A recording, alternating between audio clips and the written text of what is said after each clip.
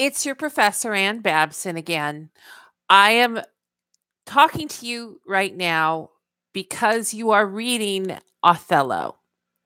And one of the things that I hope you realize that is not necessarily explicitly stated in the text that Shakespeare wrote is what an amazing and international city Venice was at the time that Shakespeare wrote Othello. Venice was a port town with an extraordinary amount of commerce, not just with other parts of Europe, but with Africa and the Middle East, which meant that they had access through the Middle East to products from China that really nobody else had access to directly in Europe. They had to go through Venice. So Venice became a very rich city. Venice was also what was called a duchy, excuse me, where there was a duke, and the duke had the same power as a king, only it was just over a small city state, and there was a republic around him to some degree, but he was the titular head of it, and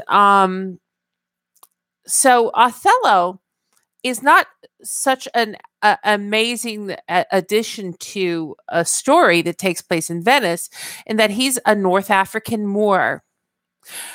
Something centuries earlier had successfully occupied Europe, in particularly Italy and Spain, and had made an impact on the culture. Influenced even to some degree small parts of the language.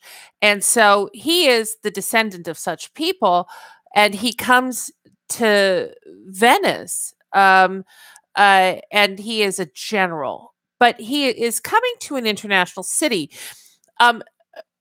For a little perspective, unrelated specifically to Muslims, who were not really entirely welcome in most parts of Catholic Europe. Venice had Jews. They had a Jewish community there that was thriving and actually could negotiate for certain rights that other parts of European countries could not. For Jews, being Jewish in Europe at this time was an extremely dangerous proposition, and consequently, many Jews left. And in fact, they were kicked out of England in the 13th century, although many stayed subverted, meaning they sort of pretended to convert but didn't really convert, and others just snuck back in and had a life in London. They tended to congregate in cities where it was possible to have a Jewish community, and also to not have some of the intolerance that had been present in other places in Europe. It was genuinely dangerous in many parts of Europe to be Jewish, particularly in Spain at this time. It was awful. There was a very high chance you were going to be part of a horrible program that killed Jews. But in Venice, Jews were relatively welcome. Relatively. They literally had to live in a ghetto. In fact, that's where we get the word ghetto from. And so Othello is another outsider from the Catholic Italian community that would be the central power structure, but he's particularly welcome because he's an incredibly skilled general, and they need them because they are fighting particularly the Turks, who were known in Europe at this time as being really terrifyingly good at warfare. And the fact that he is Muslim, or from a background that suggests he is Muslim, he's not a Christian, it would make him someone who would be welcome for practical reasons fighting the Turks, because maybe he could even talk to them and understand them better or something. But then he marries the daughter of a prominent citizen without his express permission in advance. In Shakespeare's time, marriages were negotiated between men, women's consent was sort of the last step, almost an afterthought.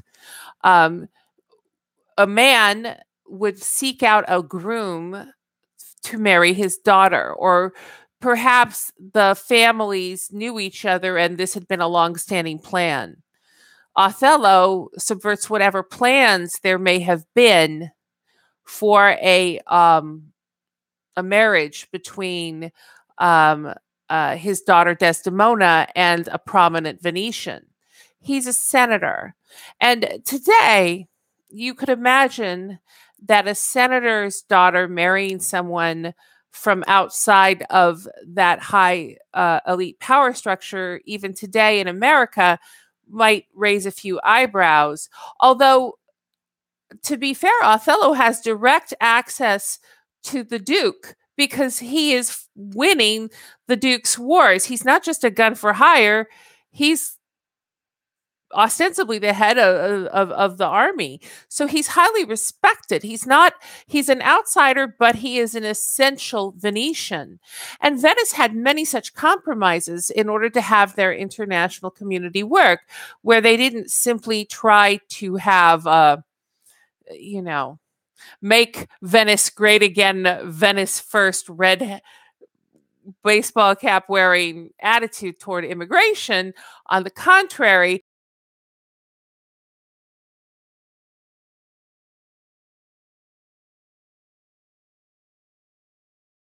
Nona has kind of crossed a line.